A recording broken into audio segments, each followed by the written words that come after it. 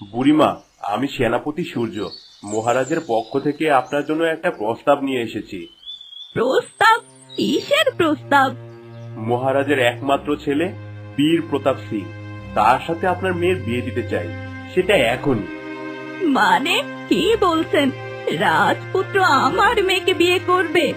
আমাদের মতো হত দরিদ্র গরিব ঘরে এই রাজ্যের রাজার ছেলে কেন আসবে? আর এই মুহূর্তে বিয়ে দিতে চান? কি উদ্দেশ্য আপনাদের বলুন তো? দেখুন, আপনার কাছে আমি কিছুই লুকোবো না, কারণ সত্যিটা আপনাদেরও জানার দরকার আছে।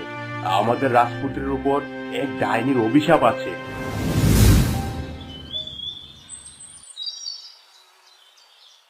সেনাপতি, সেনাপতি, আমার যে বড্ড ভয় করছে। ওই ডাইনি আমায় বিয়ে করতে চেয়েছিল। আমি তাকে নাকচ করার পর সে আমার পরিবারের পিছনে লেগেছে। সেটাই তো ভয় হচ্ছে মহারাজ। আজ আমাদের সবচেয়ে আনন্দের দিন, এই দিনে নিশ্চয়ই ডাইনি বসে থাকবে না। কিন্তু একটা তো অবশ্যই করব। হে প্রভু, মহারানী আর আমার সন্তানকে রক্ষা করো।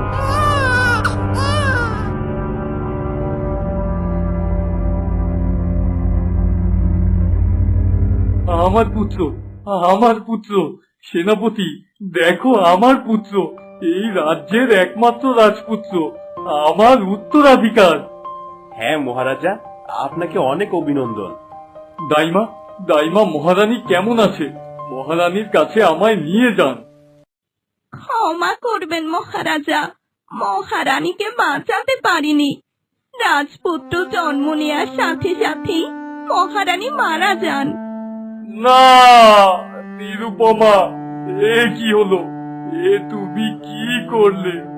আমার কপালে সন্তানের সুখ দিয়ে আমার স্ত্রীকে কেড়ে নিলে। নিজেকে সামলান মহারাজ, সবকিছুই প্রভুর ইশারা, নিজেকে সামলান।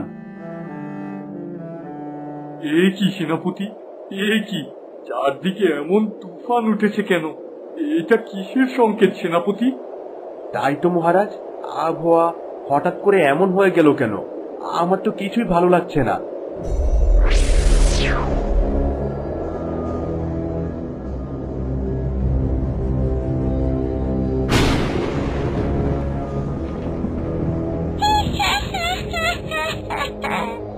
ডাইনি, ডাইনি, তুই আবার এসেছিস?